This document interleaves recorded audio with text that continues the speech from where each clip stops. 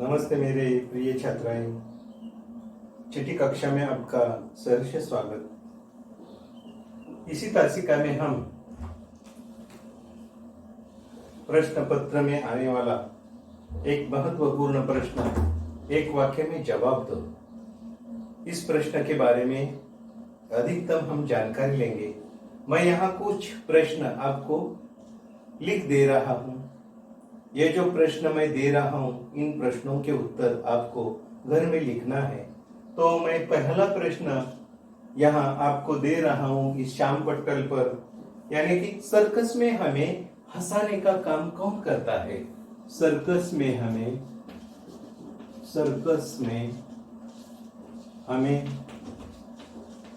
हंसाने का काम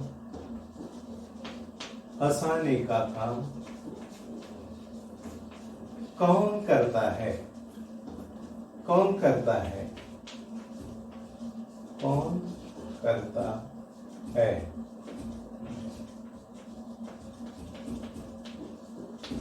कौन है कि जिसे देखकर हम हंसते हंसते लोटपोट हो जाते हैं?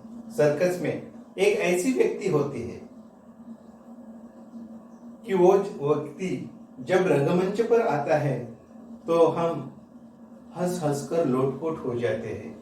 यानी कि प्रश्न देखो, सर्कस में हमें हंसाने का काम कौन करता है? हंसाने का काम कौन करता है?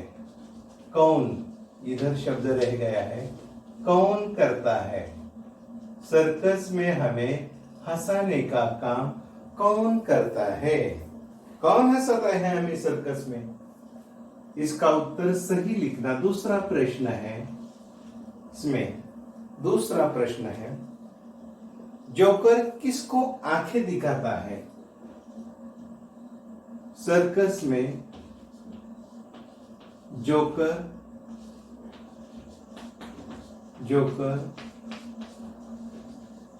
किसको आंख दिखाता है? आंख दिखाना, किसको आंख दिखाता है?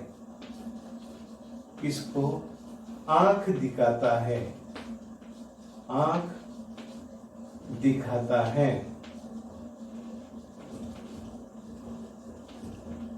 सर्कस में जोकर किसको आंख दिखाता है? तीसरा प्रश्न, बच्चे किसका मजाक उड़ाते हैं? छोटे बच्चे किसका मजाक उड़ाते हैं?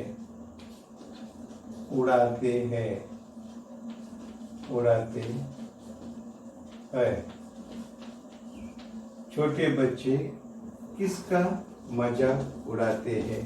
और इसके बाद अगले पाठ में जो प्रश्न आता है, उस प्रश्न के बारे में हम क्या करेंगे? जानकारी हासिल करेंगे। अगला प्रश्न, यानी नदी कंधे पर, इस कविता में जो प्रश्न आते हैं, उस प्रश्न के बारे में भी हम क्या करेंगे? इस पाठ में जानकारी लेंगे। इस तासिका में हम जानकारी लेंगे। तो चौथा प्रश्न है, देखो हम चौथा प्रश्न देते हैं, कवि की क्या कल्पना है? कवि की क्या कल्पना है? क्या कल्पना है? कवि की क्या कल्पना है? कौन सी कल्पना की है कवि ने नदी कंधे पर? इस कविता के बारे में हमने जानकारी हासिल कर दी है, और उसने उस कविता में कवि ने क्या किया है? कल्पना किया है। कल्पना की है कि अगर मैंने नदी को कंधे पर उठाकर ले आया और मेरे घर के सामने उसे रख लिया तो क्या होगा? कौन सी मजा होगी? क्या होगा? इसके बारे में इस कविता में क्या किया है? कवि ने चर्चा की है, यानी कुछ जानकारी दी है। तो कवि को क्या कल्पना है? कवि को क्या कल्पना है? यानी कि कवि ने कौन सी कल्पना की है? कवि ने कौन सी कल्पना है? नदी के बारे में उसने कौन सी कल्पना की है? पांचवा प्रश्न, इसका भी उत्तर सही तरीके से लिखना है. याचं उत्तर सुद्धा अगदी व्यवस्थित लिहायचं. जिथल्या तिथं आणि व्यवस्थित हस्ताक्षर चांगलं करायचंय. अक्षर की तरफ ध्यान देना जरूर है. कवि नदी को क्या कहां बहाते? कवि नदी को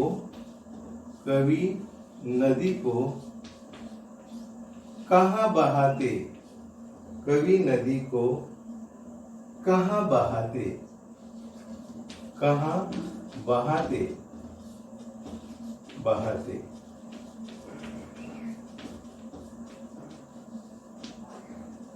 इसके बारे में भी हमने जानकारी ली है. और 6 नदी के पार खड़े होकर कवि क्या करेंगे? क्या करते? नदी के पार खड़े होकर, नदी के पार खड़े होकर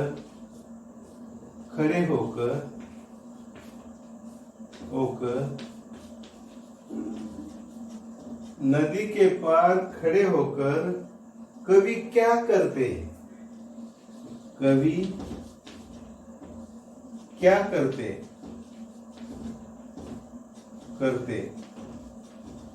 नदी के पार खड़े होकर कवि क्या करते? अच्छी तरह की यह कविता की रचना की है. और यह सब कल्पना विलास है कवि का. नदी के पार खड़े होकर कवि क्या करते? हमने इसके बारे में भी जानकारी ली है. और अगला जो 7वां कुलंक 7वां है, तो हम लिख कर देते हैं. शाम ढलने पर कवि क्या करते? यानी कि शाम ढलने पर कवि क्या करेंगे? ढलने पर कवि क्या करेंगे? कवि क्या करेंगे? क्या करेंगे? शाम ढलने पर, जब रात होगा तो कवि क्या करेगा? ये जो सब कुल अंक है, इसके बारे में आपको जानकारी है. और ये जो प्रश्न है, इन सभी प्रश्नों के उत्तर क्या कर सकते हैं आप? अच्छी तरह से क्या कर सकते हैं? लिख सकते हैं. यानी कि अगला कुल अंक 8वां प्रश्न हम क्या करते हैं? पूछते हैं. 8वां प्रश्न देखो, बबलू की बुरी आदत क्या थी? 8वां प्रश्न, बबलू की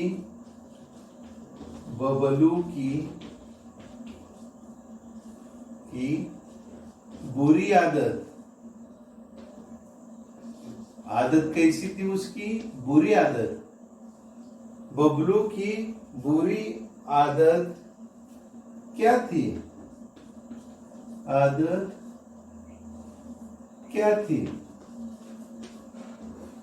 बबलू की बुरी आदत क्या थी? कौन सी उसकी बुरी आदत थी? स्कूल में भी वो आदत उसकी थी. जब वो पानी पीने को जाता था तब नल की टोटी भी वो वही की वही छोड़ देता था. यानी कि उसकी वो बुरी आदत थी. यानी कि 8वां प्रश्न के बाद हम 9वां प्रश्न लिख देंगे. 9वां प्रश्न यह है, मौसी के घर. 9वां प्रश्न, मौसी के घर क्या देखकर बबलू को आश्चर्य हुआ? मौसी के घर, कुल अंक 9वां. मौसी के घर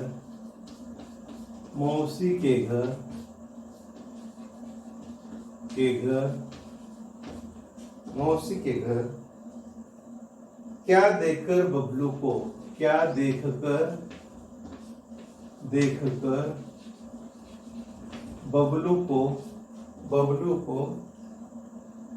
बबलू को आश्चर्य हुआ। बबलू को आश्चर्य हुआ। आश्चर्य हुआ।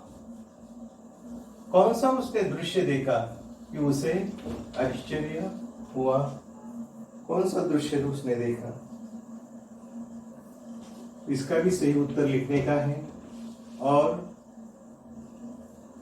आखिर का प्रश्न मैं यहां लिख देता हूं। जन्मदिन किसका था? जन्मदिन किसका था? किसका था? जन्मदिन किसका था? ये जो सभी प्रश्न हैं 1 से 10 तक, इन सभी प्रश्नों की सही उत्तर लिखना चाहिए और सही उत्तर लिखो। अक्षर की तरफ अच्छी तरह से ध्यान दो और सही उत्तर लिखो। धन्यवाद।